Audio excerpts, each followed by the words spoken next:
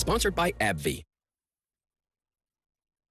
Hey Cache Valley voters, this is Kyla from your County Clerk's Office Elections Division. If you haven't mailed in your ballot yet, or just prefer to vote in person, we've got you covered. Early in-person voting is happening from October 29th to November 1st, 10 a.m. to 4 p.m. at the Cache County Administration offices. And on Election Day, we'll be at the Cache County Events Center at the Fairgrounds from 7 a.m. to 8 p.m. But why wait? Avoid the lines. Drop your ballot in the mail by November 4th or use one of our convenient drop boxes. Let's make your vote count, Cache Valley.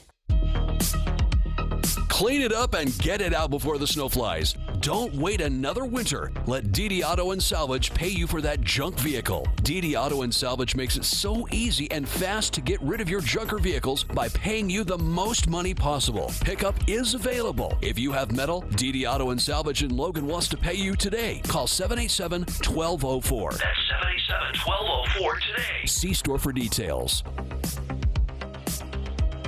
The Aggies on KVNU, 610 AM and 102.1 FM.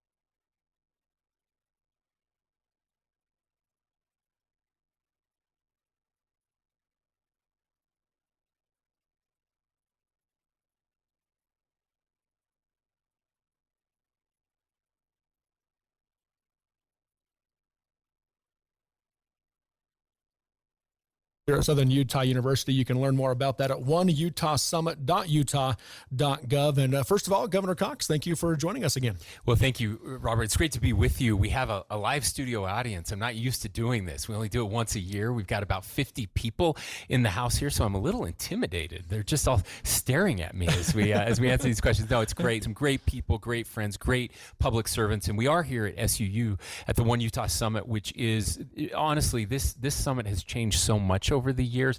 It's just incredible. It is the premier rural summit anywhere in the United States. And we just have the best leadership here. And I'm so excited for the next couple days. Yeah, it's going to be a great event, again, to help shape Utah's future by rural leaders in the state of Utah. And let's talk first off about the state of Utah. But before we do, I want to mention to our audience that we do have questions from them that we'll be getting to as we go throughout today's show. And also, if you're interested, those of you listening throughout the state and would like to get a question in to Governor Cox, you can text us at 435-612-0893. That's 435-612-0893 to send your texts and questions that you have to be answered by Governor Cox. And later on in about 40 minutes, we'll also be joined by Senator Mike Lee. So you can stay tuned for that as well, as he'll be joining us for the final 15 minutes of today's show. All right, Governor, first off, we have seen throughout the state the Stand for Lands initiative, Stand for Our Land initiative. So tell us more about this lawsuit, why it came to pass, and what you see as being able to manage the lands if we're able to win the lawsuit as a state. Yeah, so this is something that we've been working on for literally generations. If you go back into the 60s and 70s, what they called the sagebrush revolution, we had Utah leaders, including Democrats, Democratic governor at the time, Governor Matheson, who believed that the federal government was mismanaging the lands here in the state of Utah. We are a public land state, and we should be a public land state. We are so blessed to live in a place with iconic beauty, a place where people from all over the world want to come and visit. We have amazing national parks. We have amazing national forests. We have national monuments, and we have some disagreement over the size of those national monuments for sure, but those are other issues. What unfortunately happened is at statehood, the federal government promised to dispose of the lands. And this is true of every state in the country. And for some reason, they stopped doing that with some of the western states. Every other state went through that process, but states like Utah and Nevada and a couple others really didn't. So right now, about 2/3 of the land, almost 70% of the land, is controlled by the federal government. Now, whatever you think about the federal government, whether they're the best thing or the worst thing, I hope we can all agree that that's a big chunk of our state. And even the most ardent defenders of the federal government recognize that they're doing a poor job in many areas of managing that land. They've gotten way behind in funding for some of these pieces. And so as we've looked at it, one of the worst parts that is happening under this administration, and we've seen it under some past administration, is closing off access to our public lands. We so often we have people who have camped and they hunt, they fish on these lands, they've recreated on these lands. My family, we grew up on my mom's side. A lot of my uncles all have sheep, and they run those sheep grazing on public lands, and we've seen that access just be cut back, and often for no reason at all. And so we think that's a big problem. And as we hear from Utahns who are frustrated by what's happening, there are proposals to close hundreds of miles of road in Utah. And so we're fighting back. And as we looked at the potential for a lawsuit, we've actually been working on this for decades, what a lawsuit could look like. When I was a county commissioner, we were working on a potential lawsuit, and that was 15 years ago. And so finally as we came together, we decided that what we would do is that we would just sue over the lands that Congress has not appropriated in any way. So we're not talking about national monuments. We're not talking about national parks. We're not even talking about national forests or tribal lands. None of that land. All we're talking about is about half of the federally controlled land in the state, which is unappropriated, or BLM land. Most of this is just sagebrush and rural roads. And we truly believe that as a state, we can manage that better than the federal government. And we believe that under the Constitution, under the federal Constitution and under the state Constitution, that they're obligated to do something with these lands. And so we filed the lawsuit. We feel really good about it. The way we're able to do this allows us to go directly to the Supreme Court, because this is a question between the state and the federal government.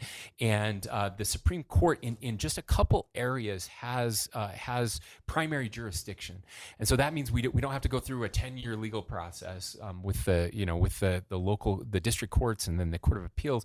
We can go right to the Supreme Court and decide once and for all. And I think we're going to win. I really do. I like our chances, and I will be able to keep those roads open, the land open for our people, the way it always should be. And I just want to say, the people of Utah have been protecting these lands for generations. That's why they're still there. If we weren't protecting them, there would have been nothing for the federal government to claim as its own. So we can do this. We can do it better. And I think we're going to be successful.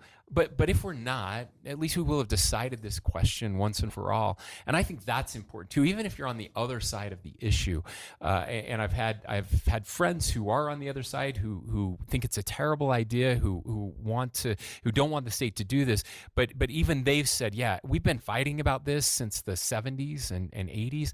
Let's get some finality. Let's actually get a decision so we don't spend any more money on this issue. And I think that's a good thing for the state as well. So a plan in place then to be able to actually manage the lands once the lawsuit is ended. That's right. In fact, this is something we've been working on again for more than a decade. We've passed several bills in the legislature that have prepared us for if we get a chance to manage the land. There is already have that administration in law. It's set up, and so I think that's important. This is not just kind of a Hail Mary, something we're doing with no idea of what would happen if it came back. I also want to add, and a lot of people don't know this, but we already administer lots of public lands as a state through the state trust, what we affectionately refer to as SITLA. We've also been adding state lands. For those who think, oh, the state just wants to take this and turn it over to developers. That's not true at all. In fact, that's not what we want to do. It would surprise, I think, a lot of people on the other side of this issue. It does surprise them when I tell them, did you know that the state has actually been acquiring private land and making it public? We've done that several times, thousands of acres over the past few years, to manage it for the people, to allow people to hunt and fish and recreate on this land that was private and owned by developers. And so I think we've been able to prove we have a track record showing that we can do this, and I think that will bode very well if we get this opportunity to get the lands back. Now, we don't know how a court will rule. The court could rule that yes, Congress has a duty to dispose of these lands, and then turn it back to Congress to make that decision, in which case we would work very closely with our members of Congress to ask them to designate these lands to the state so we can keep them as public lands. We think that that would be the best case scenario for everyone. And we've got a lot of questions we want to get to here today, but one that's come up twice. So one from Paul and one from Mayor Jessup out of Hilldale. With the steady and continued growth in Utah, especially in rural Utah, the conversation always gravitates to water. So what is being done to make sure that there's an adequate water supply in the state with this growth? Yeah, well, Mayor, thank you. And Paul, thank you for the question. Water and growth is at the heart of what we've been working on over the past 4 years. We've actually completely changed water law in this state. 160 plus years of law, even before statehood, the territorial laws that were in place. And it's to bend towards conservation. We had a lot of laws that incentivized use and overuse. In fact, we literally had a law that required you to use it or lose it. So that's a terrible incentive when you live in a very dry state, right? To preserve and conserve water. So we've made changes there. We've incentivized, using that word again, we've incentivized agriculture to by helping them with literal funding, millions and millions of dollars to help them implement new technologies that use much less water. We're looking at additional water storage capacity throughout the state and opportunities to continue to develop the water that exists, the water that belongs to the state of Utah, the water that is ours. We have seen drastic measures to preserve the Great Salt Lake. I'm really proud of what we've been able to do there. We've delivered hundreds of thousands of acres to the Great Salt Lake that would not have been there. We've been working with industry so that they take less water during dry years and can take more during wet years. All of this is these are common sense solutions to what we're trying to accomplish. And it's resulted in, when we did have a couple wet years now, we've been able to keep our reservoirs more full. In fact, our reservoirs are significantly more full than they would be under normal circumstances. Even though we've had a dry fall so far, our reservoirs are still well above average with additional water going to the Great Salt Lake. I just want to thank the people of Utah who have made the real changes. You know, people conserve during droughts, and you're kind of forced to conserve. I can tell you on our farm, in those dry years a couple of years ago, our water was shut off before July 1st. So conservation happens immediately that way. But something remarkable happened. We had seen again the lowest water use per capita in our state's history. And then I was told, though, that when we had a wet year, that would just go back to normal. And we did. 2 years ago, we had literally the wettest year we've ever had on record. Every expert told me that we would see a huge increase in water use during that year because there was so much more water. Well, at the end of the year, when the numbers came out, the experts were stunned. They were stunned to find out that we had used the exact same amount of water per capita as we did the year before in one of the driest years in our state history. That tells you that people are starting to understand that water is a limited and precious resource, and we need to treat it that way. And ultimately, that's how we do better. Again, more technology is going to help us. This change in law is going to help us. Incentivizing the right things is going to help us. But people just using less water is making a tremendous difference, and we're seeing that. So I actually feel better about our ability to grow right now. We truly believe that we can add 1 million people here in the state of Utah just through the conservation efforts that have already been implemented. And so we have a very bright future ahead of us. All right, thank you. We're up against a break, so we need to take a quick break, and we'll come back with more of Direct Link with Governor Spencer Cox here on stations throughout the state of Utah.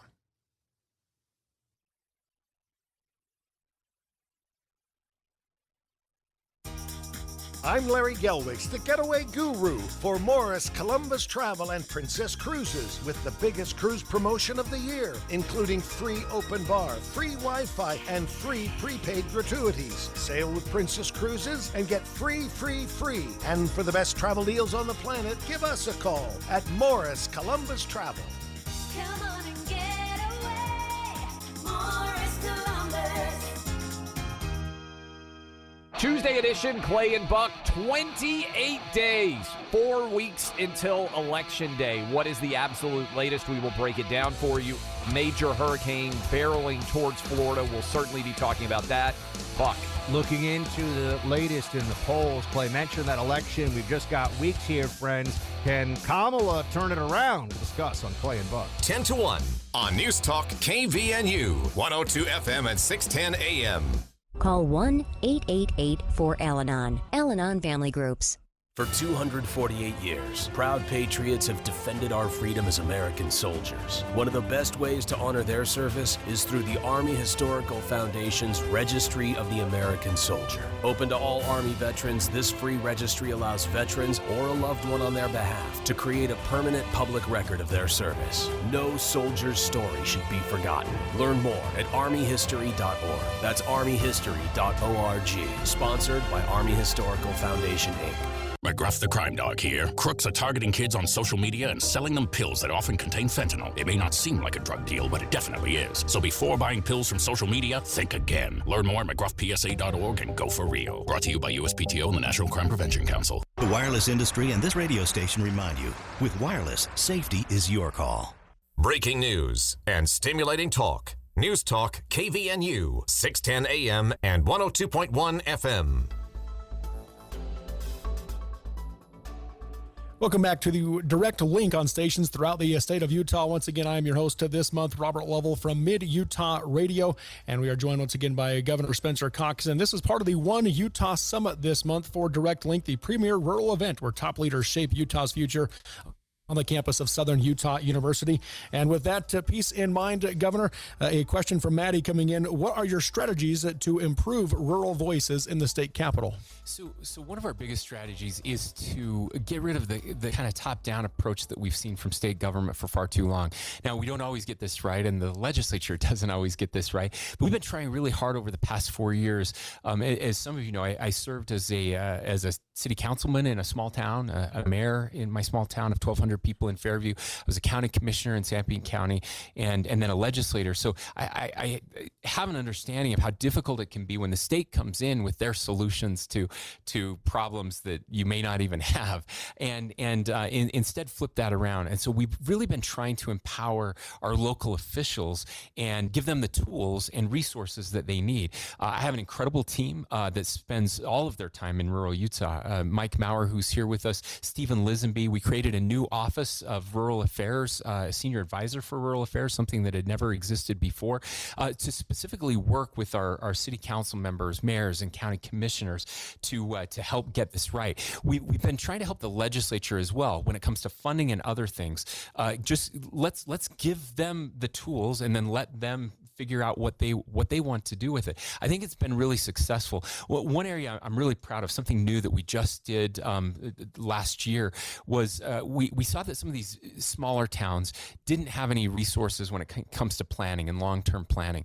And so we now have these regional planners that have been funded by the state to help these small towns with additional resources, many of whom have no staff or part-time staff, very little staff. So they have over 100 projects that they're working on already in the state, which is truly remarkable.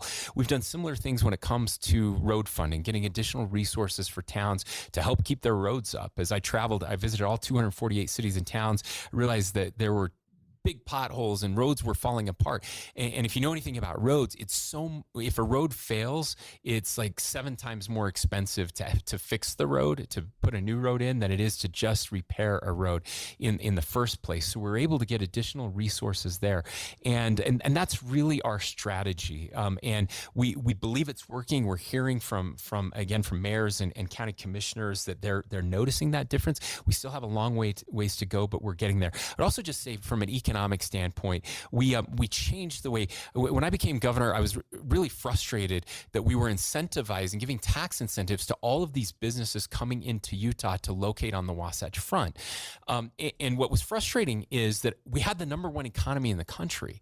Most of these businesses would come anyway without a tax incentive, and we were just incentivizing more growth in the place that couldn't handle that growth. So with the work of some amazing legislators, Carl Albrecht, rural representative who was just fantastic on this, we were able to put into place the rural incentive so that we drastically reduce the incentives that are available on the Wasatch Front. But if you want to expand or move your business to rural Utah, we give you a little bit larger incentive. And that matters because I hate exporting our kids. Growing up, my dad and my grandpa used to say that all the time. The best crop we raise on our farm are our kids, but it's also our biggest export. And I was one of the lucky ones that got to move back and raise my kids in rural Utah. But if there are no jobs, they couldn't do that. And so what we've seen is the largest increase in rural jobs in our, at least in modern history, since really, I had an old timer say, this is the best our economy has been in rural Utah since I-15 came through and kind of sucked all the jobs and things away from Highway 89 and the more rural places. So the other thing I've done is I've moved state jobs to rural Utah. So we've now moved over 600 state jobs into rural Utah so that our kids and grandkids can stay there. And that's making a difference too. I want to just follow that up, and you've kind of answered it already there, but David asked, how does rural Utah participate in the technology boom of Silicon Slopes? Yeah, so look, it's really important. I come from the tech sector, ran a rural telecom company, and getting high-speed internet into rural Utah has been a goal of the state for a long time. We've done a better job of that than most states. We still have a couple pockets that are missing out on that. But we also have a program in rural Utah to help train people on the digital economy. So working through extension at Utah State University, working with SUU and others, there are opportunities for people to take advantage of now having the world at your fingertips. And we're seeing more and more companies that are taking advantage of that ability to live in rural Utah where it's a little lower cost and still market. I just came back. In fact, I'm a little jet lagged, so I apologize, but I just came back from a trade mission to Korea and Japan where we had rural businesses with us doing business in Korea and Japan because they have high-speed internet and they can connect there and provide those goods and services all over the world. So I'm really proud of our rural businesses, but also it means that if you work for a Fortune 500 company, you can work almost anywhere. That means you can take your job with you back to rural Utah. And that's where we've been so fortunate to have people. I just went to my 30-year class reunion last year. I'm a little embarrassed to say that, but go Hawks. But I had people who had great jobs, but they could never move back home until their employer said, you can do this remotely. And they were able to take their jobs and then move back to San Pete County, which is pretty cool. Yeah, very much so. I've got one here from Commissioner Fackrell, and he says, what and why really made you want to be governor for the first time, especially since you're from a rural county? And then Sandy also asked, what's the most stressful part of being the governor of Utah? Well, thank you for those questions. I still have no idea why I wanted to be governor. That was never in the cards. I didn't want to be lieutenant governor. Most people know, so I got appointed to the city council. I've told this story before, but I just moved back to Fairview, left the law firm to go back and raise my kids on the family farm. And a member of the city council came to me and said, hey, we have a vacancy and we're going to appoint you to fill the vacancy. And I'm like, oh, that's really kind of you. Why do you want me to do it? And he said, well, we can't get anybody else to do it. And but the real reason was they had a big legal problem, and they knew I was an attorney, and they hoped that I would do free legal work for the city if I was on the city council. So that's how I got involved in this, and I just loved the ability to solve problems. I think that's what government service is about, is solving problems, and got a chance to do that and serve in these other positions.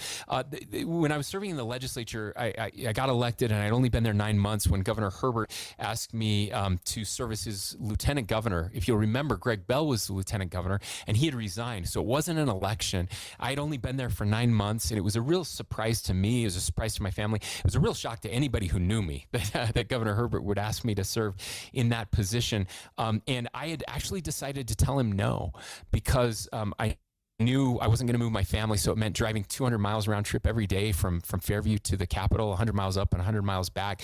It meant a cut in pay. It meant time away from my family. All things I wasn't really excited about giving up.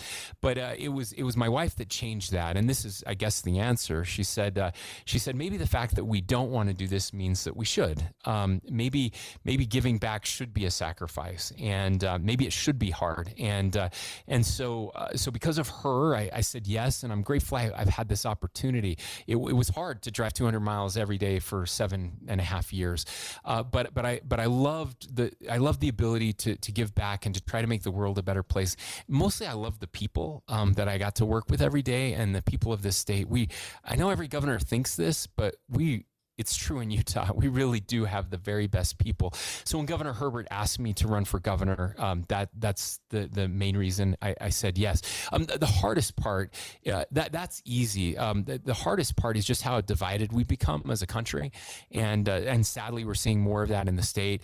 The hardest part for me, the frustrating thing, is when people make up lies about you and can broadcast those lies with no shame and no fact checking, and not caring the impact that has on the state, on trust in our institutions, on my own family and my kids.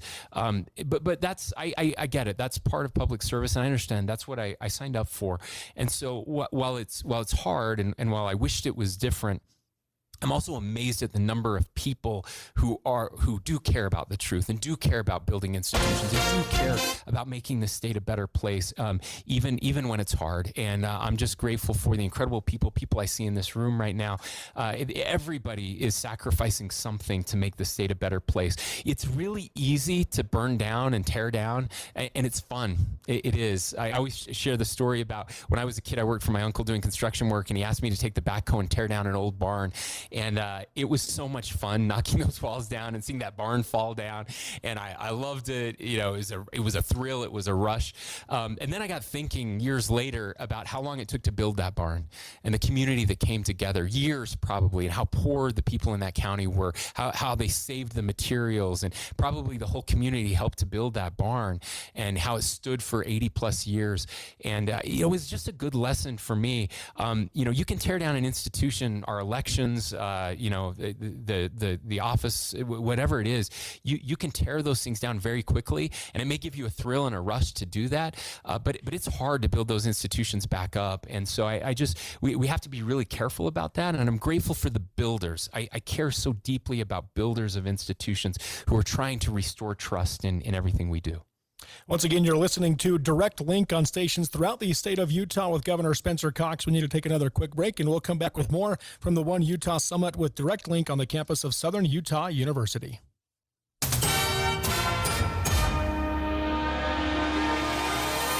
Good evening. I'm Bill Walter, KVNU News. One person is in custody after allegedly shooting inside a house. South Jordan police said there were no injuries and all the residents got out safely.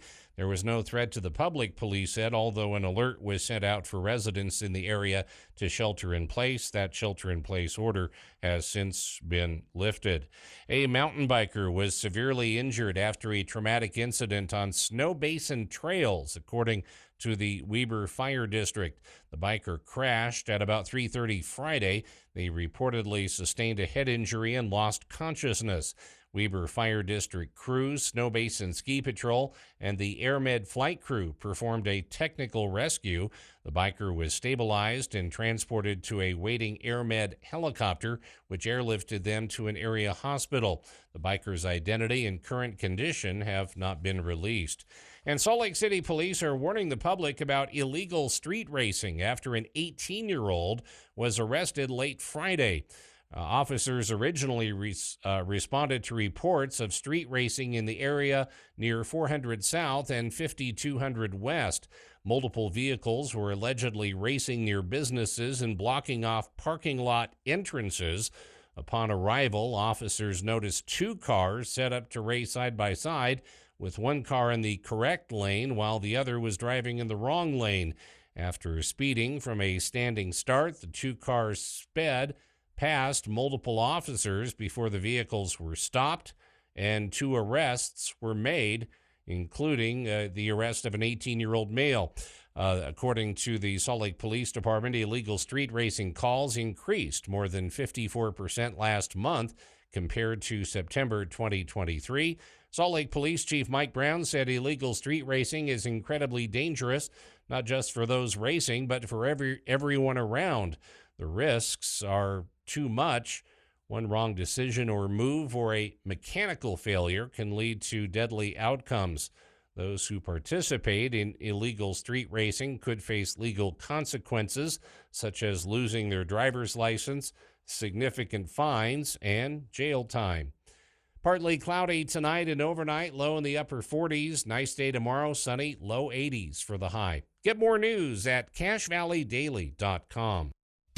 Whether you're a farmer working the fields, a homeowner tackling weekend projects, or a contractor building the next big thing, you need a Kubota machine that works as hard as you do. And Cash Equipment is home to all your Kubota equipment, service, and parts needs. From plowing fields and clearing land to digging trenches and moving material. Come see why Cash Equipment and Kubota are the choice of champions on the farm, at home, and on the job site. Cash Equipment in Hyde Park and online at cashequipment.com. Disasters don't wait for a convenient time. When the unexpected strikes, call the trusted team at Blue Sky. Remember, Blue Sky is that same great ARS team you know and trust. This is Tom with Blue Sky Restoration. When disaster strikes, whether it's a flood, fire, mold damage, or an unforeseen accident, Blue Sky will clean up, repair, and restore your home or business like it was before. No disaster is too big or too small. For all your restoration needs, you can trust our Blue Sky team.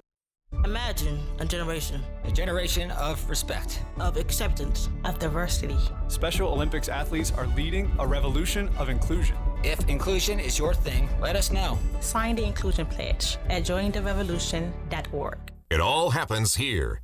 News Talk KVNU, 610 AM and 102.1 FM.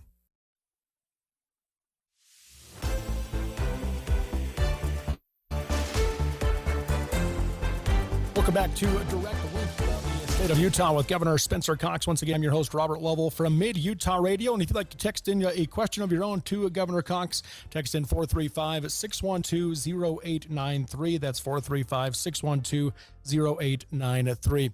Governor, let's shift gears and talk about education. We've got a couple of questions coming in regarding that. One saying, what does the implementation of House Bill 261 look like, and what would you like to see happen with this bill? Yeah, thank you. Look, I just have to add in the break, the best thing about rural Utah, I just had a young woman come up to me to show me a picture of the buck that she took during the muzzleloader hunt. That's the best of rural Utah. I love that so much. Okay, so HB 261 is known as the DEI bill, the Diversity, Education, and Inclusion bill. So look, this is a great bill. If you go and look at it, in fact, the Atlantic wrote a piece about Utah saying that Utah got DEI right, and the implementation of this is going to be critical. So this was not meant to discriminate against anyone. In fact, it's the exact opposite. It's meant to make sure all of our students feel included and have opportunities. And so we're still working through how that's being implemented now that students are back in school, working with all of our faculty members, working with our administration. We will get feedback on this as we move into the legislative session to see if there are things that need to be tweaked or changes that need to be made. But really, we want to focus on all of our students and getting them additional resources to help them wherever they are. Not meant to discriminate in any way. In fact, if you read the bill, it reads a lot like a 1960s anti-discrimination bill. And so we think that this is the better way to do it. We didn't take funding away from the universities, so they can still use this to help those students that need help. And I'm really excited to see how this turns out. I feel really good about the way it's being implemented right now.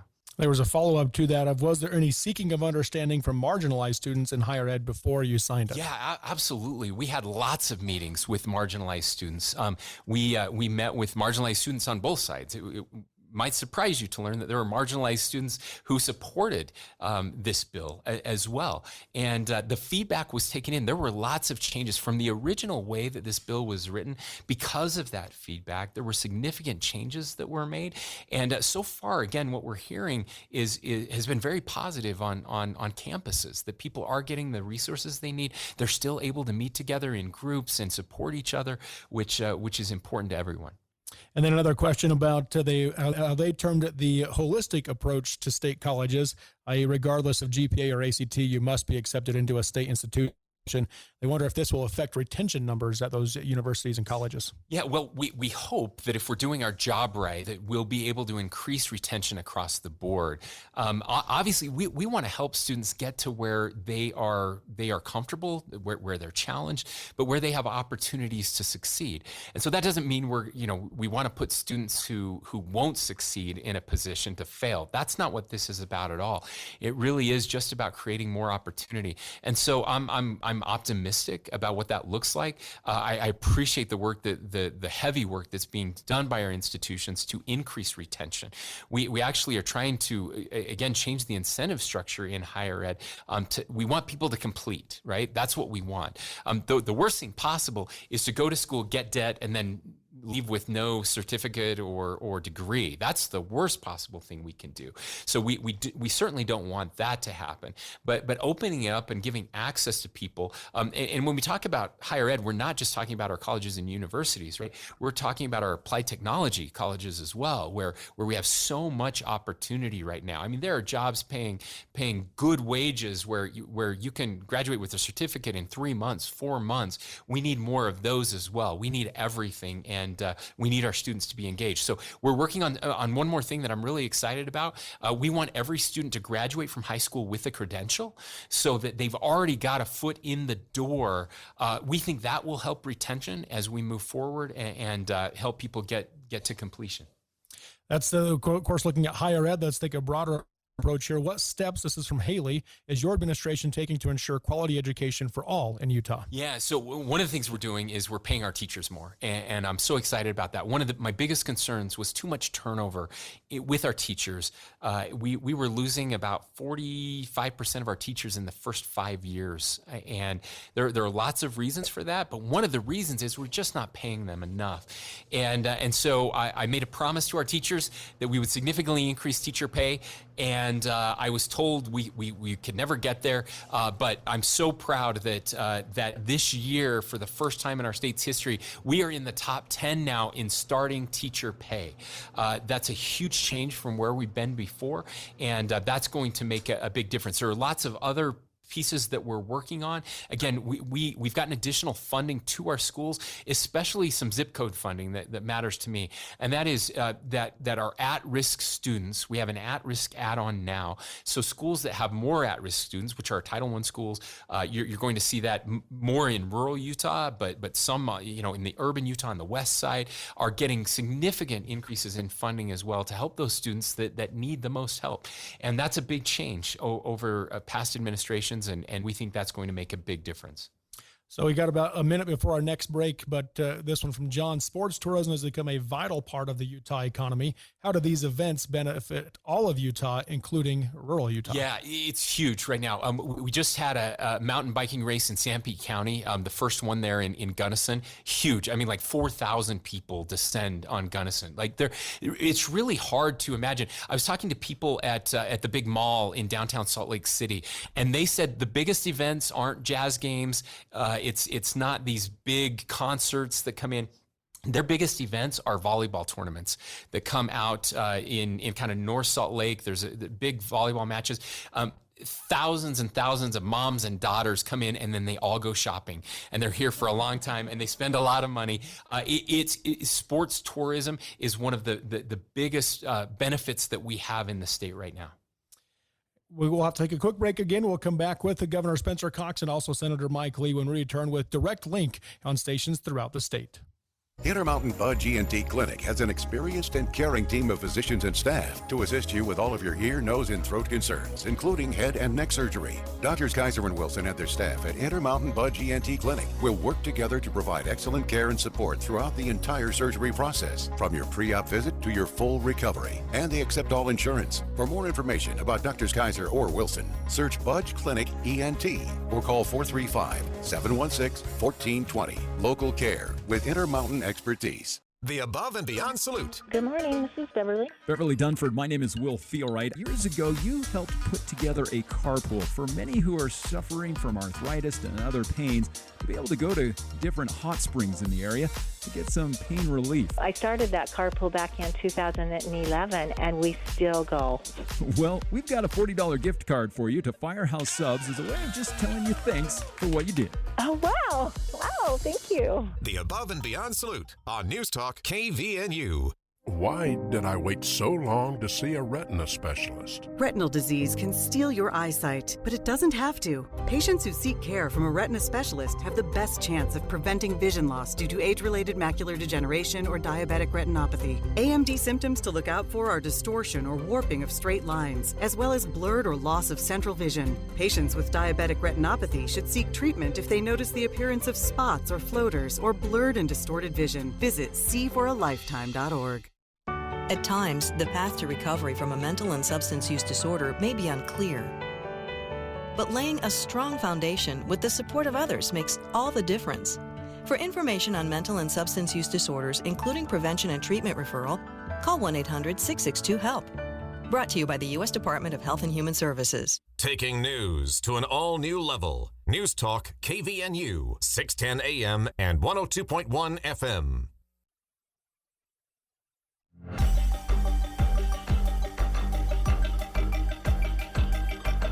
Welcome back to Direct Link with Governor Spencer Cox on stations throughout the state of Utah. And we're also joined now by Senator Mike Lee as well as we get to ask questions here at the One Utah Summit on the campus of Southern Utah University. Again, several questions coming in. But first, Senator Lee, thanks for joining us here for the final 15 minutes. Thanks for letting me be here. It's a pleasure to join you. First, Governor, as far as housing is concerned, we know that you made a big push a year ago with your announcement. There's a question here, a concern that they haven't really seen a lot happen since that time, so they want to know where that is at, and others asking that same question of how will the state help younger families just getting started to afford housing and actually build wealth? Yeah, thank you. And I want to thank Senator Lee for joining us. It's great to have a good friend with an amazing haircut, I will just add. I don't know how many times people have confused us for each other. Somebody walked into the room the other day and said, I didn't know Senator Lee was here. So I get that a lot, Senator. Well done. Look, this is a major priority for us. We have to build. Every economist will tell you it's simple supply and demand. The price of housing is too high, even in rural Utah. We have to build more housing, and that's where our focus is. So for those who are wondering, of course, the legislative session happened January through March. Those bills get passed, and then the funding for that doesn't go into place until July. So we're just getting started on our push to help build 35,000 starter homes in Utah. The first project was approved in Weber County, about 250 homes under $400,000. It's a start. We got to get even lower than that, but that's huge to finally be having starter homes built under $250,000. One of the problems, though, is we need space to build these lands, and I'm very grateful that we have a federal partner who gets this. Senator Lee is doing incredible work on this, and I'd love to hear him talk about it. Great. We focus a lot about housing, a lot on housing and how to make it affordable. One of the things that we can do from the standpoint of the federal government is to make sure that we have access to land. Now, it just so happens that the federal government is the largest single landowner in Utah by far. I mean, that's an understatement because the federal government owns 67% of the land. The largest single land management agency within that is the Bureau of Land Management. We've written a bill called the Houses Act. It took us several years to get it fine-tuned. It's patterned off of existing legislation called the Recreation and Public Purposes Act. That was designed to set up a system whereby a unit of local government could identify something that could be suitable for a public park or bike path or something like that, and with the assistance of the Secretary of the Interior, end up transferring land where appropriate over to a unit of local government for that purpose. We patterned the Houses Act after that, only making the same land available for purposes of single-family entry-level housing. And here's how it would work. A unit of local government could nominate parcels of land. not just any land. It couldn't be within any of the protected statuses, no wilderness area, nothing in terms of proximity to a national park or anything like that, but just garden variety BLM land that's in or immediately outside of a municipal boundary, a place where people live. And insofar as they can identify parcels of land that would be suitable for that, they can nominate those. The Secretary of the Interior is then authorized to transfer it at a reduced price to that unit of local government, with the understanding that there will be a possibility of a reversionary interest in the federal government if at any time during the first 15 years that is not used for single-family housing. And then the title becomes free beyond that. If we look at this, if we used just a fraction of 1% of the federal land in Utah for this, and specifically that land that's not under any other protected category in or immediately outside municipal boundaries, just 0.5% of federal land available to us, we could roughly double the capacity of single-family housing in this state and make significant headway toward reducing the housing shortage backlog that's so common in the western United States, where federal land ownership is so high. I love that. That's real leadership. Thank you, Senator. So with the land issue here, we do have a question from Tony asking, what can be done to lower property taxes? Yeah, that's a great question. So property taxes are mostly done at the local level, and it's certainly something we've been looking at in the state of Utah, how to get that tax balance right. One of the things that we've done in our administration is we've delivered the largest tax cuts in our state's history, $1.3 billion in tax cuts. The largest tax cut before that was $240 million, so 5 times the largest number. But that's not on the property tax side. And so we've been having these conversations with local government. Of course, school districts play a big role. When we can get more funding on the state side, perhaps we could lower funding on the local side. How could we make that balance work in a better way? Because we know that impacts everyone, right? If you're on a fixed income, you still have to pay property taxes, although there are some waivers you can get from that. And with the significant increase in property values, now the way it works, that doesn't immediately increase property taxes. But what happened is during the Great Recession, or not during the Great Recession, excuse me, during COVID, and the kind of changes that have happened in our system, we saw the value of commercial property go down. So even though just because the general value of all the properties in your town goes up, that doesn't increase your property taxes. But it got rebalanced because what they do is they just take the number they had before and divide it by the value of the properties there. And so if the business properties are worth less and the residential properties are worth more, everybody's balance went up. Now we're hoping that will change as more people come back to work and those business properties get worth more. That should lower the cost of property tax in residential areas, but we're not there yet. And so we've been working with the legislature to see if there are some changes that we can make to lower property tax as well. Of course, let's shift gears here again, but rural Utah is very big in energy development and a key player for the state. How will more energy development change Utah for better or for worse going forward? Yeah, Senator, do you want to talk about that? Look, we've been blessed with vast energy potential in this state. Oil, gas, coal, and lots of minerals. Problem is that a lot of that's on federal land. And access to federal land for purposes of energy development has become very, very difficult, more difficult than law requires or allows. So I think with a new Senate Republican majority and hopefully a Republican in the White House, we'll be able to open a new chapter in energy development in our state. Look, with the development of data centers and especially the development of artificial intelligence, we're going to need more electric power than we've ever had.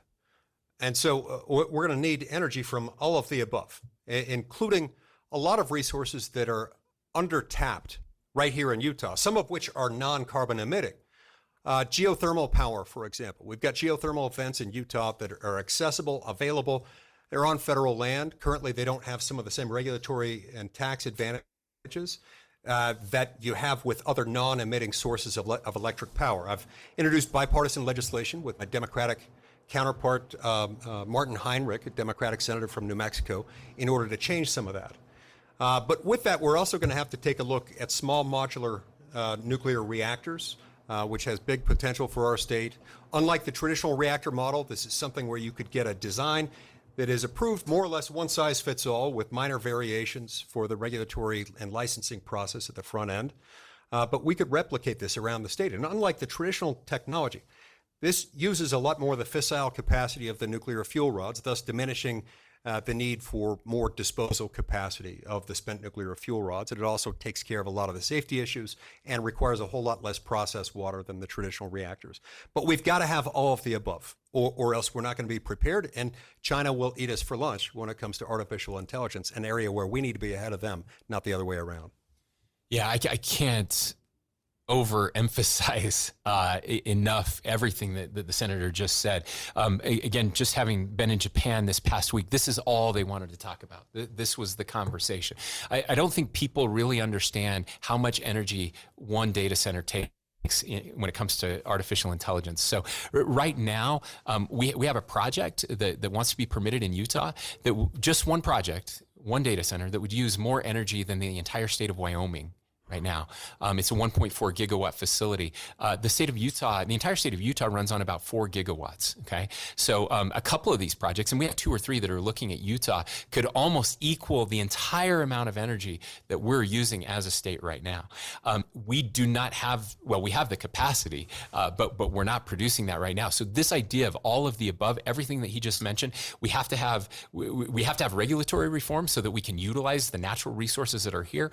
We have to do geothermal, we have to do nuclear, and we can. And the rest of the world is recognizing this as well, that we can do it cleaner and better here in Utah than anywhere else in the world. And the other thing that's important, you mentioned the minerals. I just want to talk about that. The critical minerals that are necessary for everything that we need. If you are interested in decarbonizing the atmosphere, you need these critical minerals, and we have them right here. We have 40 of the 50 critical minerals that have been acknowledged by the government that we need. We have them right here in the state of Utah, but they're on public lands, and we can't get to them. So instead, we're buying them from China and from places in Africa, Chinese-owned mines in Africa, where there are no safety standards. They're not clean. They have kids working in these mines. They're incredibly dangerous. And yet we pat ourselves on the back and feel better about ourselves because we're just outsourcing very bad things to other parts of the world. That's not good for the environment. That's not good for humankind. We can do it here, and it's better for our allies if we're exporting critical minerals to places like Japan, so they don't have to rely on China and our adversaries for these materials. It just makes sense. We can do it better here. We agree. We've got just a few minutes here, Governor, but Braden posed this question. First off, quoting Thomas Jefferson, saying the natural progress of things is for liberty to yield and government to gain ground, and said Utah's done well to remove government as a roadblock to business, but what is the plan to keep it that way? Yeah, well, thanks for quoting Thomas Jefferson, one of my favorites. I love his quote that he's sworn upon the altar of God eternal hostility over every form of tyranny of the mind of men. That's what we're trying to do here. And I'm grateful that we have partners in the federal government where most of the overburdensome regulations come from. And I'd love to hear, Senator Lee, you talk about pushing back. But we have to be ever vigilant, and that's what we do. So we do that. We have set up actual processes. In fact, we're well recognized across the country. The first executive order I signed was on rolling back regulations. And we actually put a regulation to end regulations, if that makes sense. But we are forced to do a review every year of different groups of regulations. We actually put this into legislation to force us so we don't get caught in this trap of adding more government. Every year we have to subtract government, subtract lines of code, subtract regulations, and I'm really proud that we've been able to do that. Senator?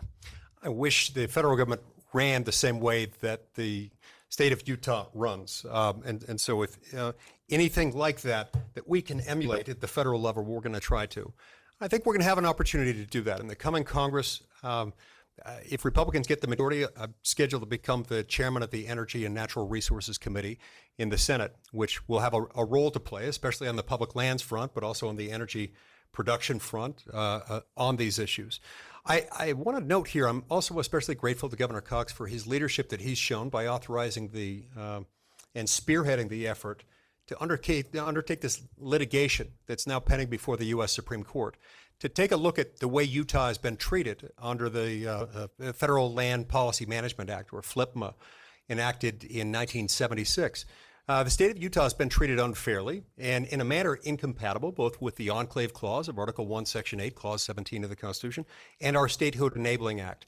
We, as a Western state, were made certain promises at the time we became a state. Those promises haven't been kept.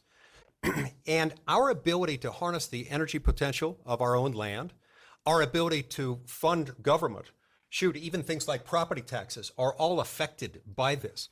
Take, for example, Garfield County. Garfield County is an interesting case study on this. 93% of it is owned by the federal government. Garfield County is a small county, population-wise, and they receive just over $1 million a year through the Payment in Lieu of Taxes, or PILT program. That's a problem. I've got legislation to fix that in the form of the More PILT Act, which would allow them to take a property tax equivalent as an alternative. All these things, we can work together and achieve a better tomorrow for our state. When we follow the Utah model at the federal level. Once again, this is Direct Link with Governor Spencer Cox, and today we've also been joined by Senator Mike Lee as part of the One Utah Summit this month on the campus of Southern Utah University. We are unfortunately out of time for today's show, this month's show, but Governor, quick yes or no question on this one. I heard earlier a rumor, in the spirit of Halloween, is the Capitol haunted? I'm going to say no on that one, okay. Although some may think otherwise. How about the federal? Absolutely, it's haunted. Every day there are scary things happening at the U.S. Capitol. Thank you both again for joining us. Thank you. And thank you for tuning in to Direct Link here on stations throughout the state of Utah. You've been listening to Direct Link with Utah Governor Spencer Cox. Stimulating talk you want. Information and news you need. News Talk KVNU Logan.